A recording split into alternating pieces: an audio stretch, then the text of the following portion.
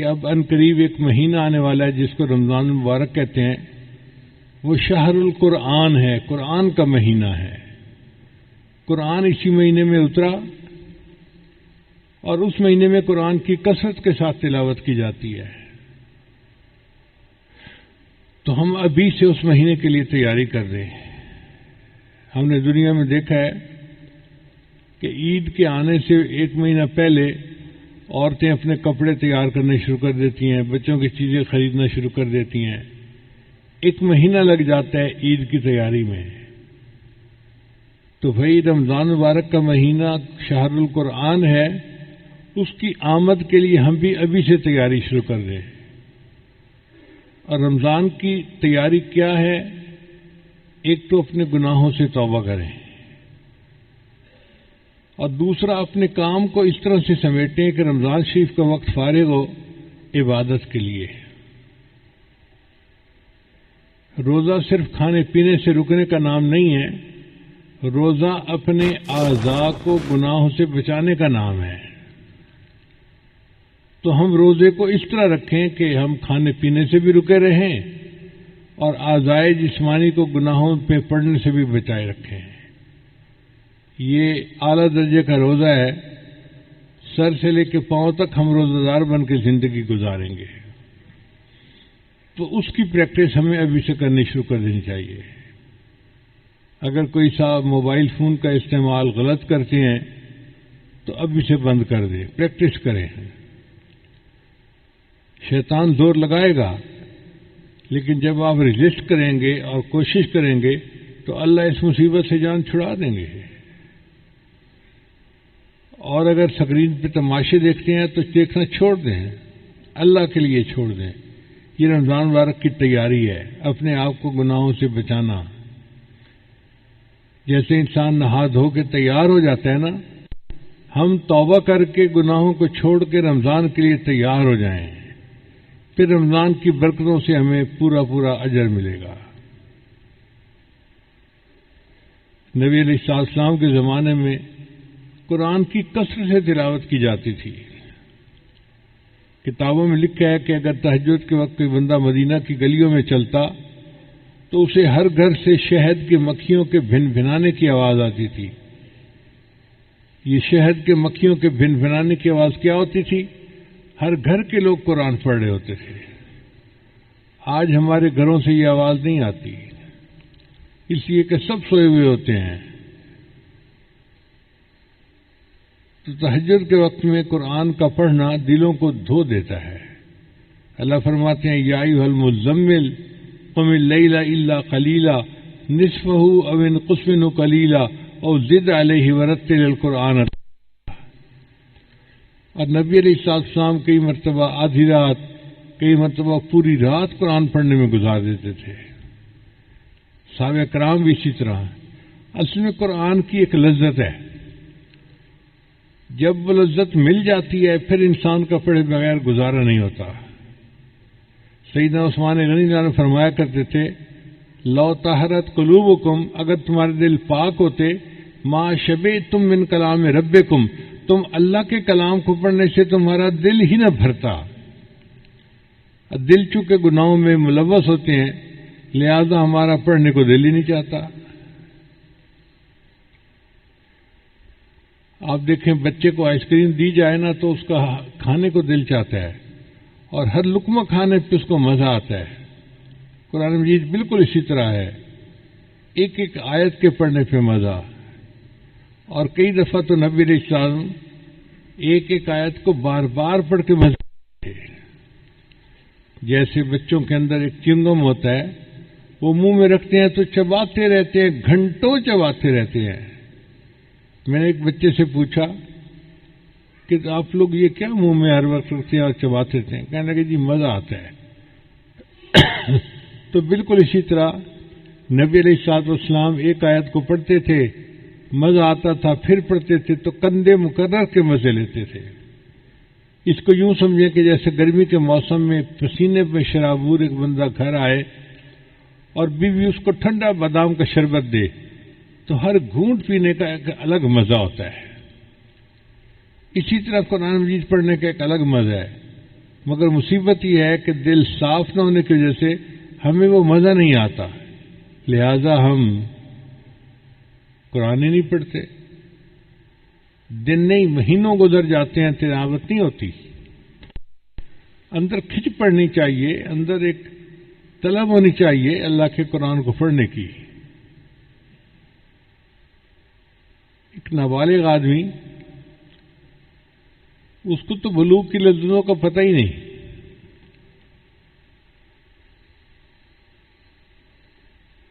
اور اگر ایک بالغ آدمی جس کی شادی ہو چکی ہے اس کو کوئی کہے کہ جی ہم آپ کو بسکٹ کھلا دیتے ہیں، آج آپ بیوی کے پاس نہ جائیں، تو وہ کہے گا کیا بیوقوفوں والی بات ہے، اس سویٹ ڈش کی یا اس کھانے پینے کی یا ان بسکٹوں کی کیا حیثیت ہے. میاں بیوی کے وقت گزارنے کا معاملہ ہی کچھ اور ہے.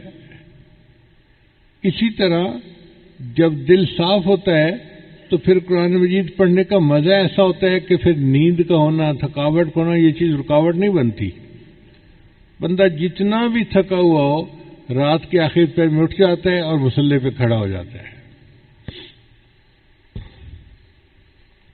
بعض رات تو ایک رات میں ایک قرآن مجید پڑھ لیا کرتے تھے. ہم اگر اتنا نہیں پڑھ سکتے تو ہم تھوڑا تو پڑھ سکتے ہیں نا. سورہ یاسین ہے تو تہجد میں اس کی تلاوت کر لیں، کوئی اور سورت یاد ہے تو اس کی تلاوت کر لیں. اگر نہیں بھی یاد تو سورہ اخلاص قل هو اللہ احد تو یاد ہوتی ہے. یہ قل هو اللہ احد ایک حرکت میں کئی مرتبہ پڑھ سکتے ہیں. کہاں لکھا ہے کہ ایک دفعہ پڑھ کے رکوع کر دینا چاہیے؟ سورہ اخلاص کو 100 مرتبہ پڑھیں، 200 مرتبہ پڑھیں، 500 مرتبہ پڑھیں. حافظ قرآن ہونا ضروری نہیں ہے. حدیث مبارکہ میں آتا ہے کہ ایک صحابی جو تھے وہ ہر وقت سورہ اخلاص پڑھتے تھے اپنی نماز میں. تو نبی علیہ السلام نے پوچھا کہ آپ ہر وقت کیوں پڑھتے ہو؟ اس نے کہا جی مجھے اس مضمون سے فطری محبت ہے. تو نبی علیہ السلام نے فرمایا کہ سورہ اخلاص کی محبت کی وجہ سے اس بندے کو اللہ تعالیٰ جنت میں اعلیٰ مقام عطا فرمائیں گے.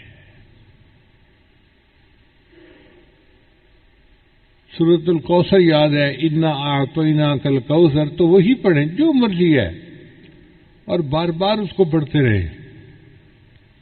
یہ جو بار بار پڑھنا ہے نا اس سے دل پر اثر ہوتا ہے. دیکھیں دیوار کے اندر کیل گاڑنا ہوتا ہے نا تو ایک دفعہ ہتھوڑا مارنے سے کیل نہیں گڑتا، ایک دفعہ مارتے ہیں، پھر دوسری دفعہ مارتے ہیں، پھر تیسری دفعہ. ہیمر اٹ ڈاؤن، اس کو مارتے رہو حتیٰ کہ یہ گڑ جائے اس کے اندر.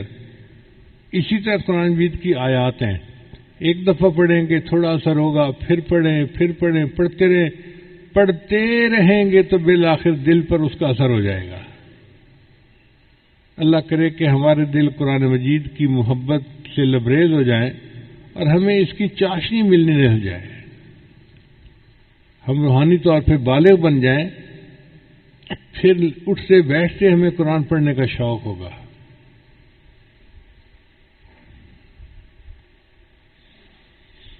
سیدنا صدیق اکبر عنہ کے بارے میں آتا ہے کہ وہ قرآن مجید پڑھتے تھے تو سننے والے پہ اثر ہو جاتا تھا، یعنی ان کے قرآن مجید کا اثر ایسا تھا کہ سننے والے کا دل متوجہ ہو جاتا تھا. چنانچہ ایک مرتبہ انہوں نے حبشہ ہجرت کا ارادہ کیا تو جانا چاہتے تھے تو راستے میں قریش مکہ میں سے کوئی بندہ مل گیا. اس نے کہا ابو بکر کہاں جا رہے ہو؟ فرما دیا کہ مجھے نبی علیہ السلام نے اجازت دے دی ہے، میں حبشہ ہجرت کر کے جا رہا ہوں. اس نے کہا نہیں آئیں، میں آپ کو اپنے گھر اپنی امان میں رکھتا ہوں، کوئی آپ کو ہاتھ نہیں لگا سکے گا. تو اس نے اپنے گھر میں حضرت بکر صدیق کو امان میں رکھ لیا. صدیق کے وہاں رہنے لگے مگر فارغ وقت میں بیٹھ کے قرآن پڑھتے تھے. اب جب صدیق قرآن پڑھتے تو گھر کی عورتیں جب وہ قرآن سنتی تو ان کے دل کھینچتے تھے. تو ان عورتوں نے اپنے مردوں سے پوچھنا شروع کر دیا کہ یہ بندہ کیا پڑھتا ہے، ہمارے دل کھینچتے ہیں. تو اس بندے کو یہ محسوس ہوا کہ اگر یہ چند دن اسی طرح تلاوت کرتا رہا تو میرے گھر کے لوگ ہی مسلمان ہو جائیں گے. اس نے پھر اپنی وہ امان جو تھی وہ ختم کر دی. تو دیکھیں قرآن پڑھ کے دوسروں کے دل کھینچتے تھے، آج قرآن پڑھنے کے بعد ہمارے دل نہیں کھینچتے دین کی طرف. اس کی وجہ یہ ہے کہ دل جو ہے زنگ سے لچڑے ہوئے ہیں، ان کو صاف کرنے کی ضرورت ہے. اللہ تعالی ہمارے دلوں کا تصفیہ فرمائے، ہمارے نفوس کا تزکیہ فرمائے اور ہمیں قرآن کی لذت آنی شروع ہو جائے.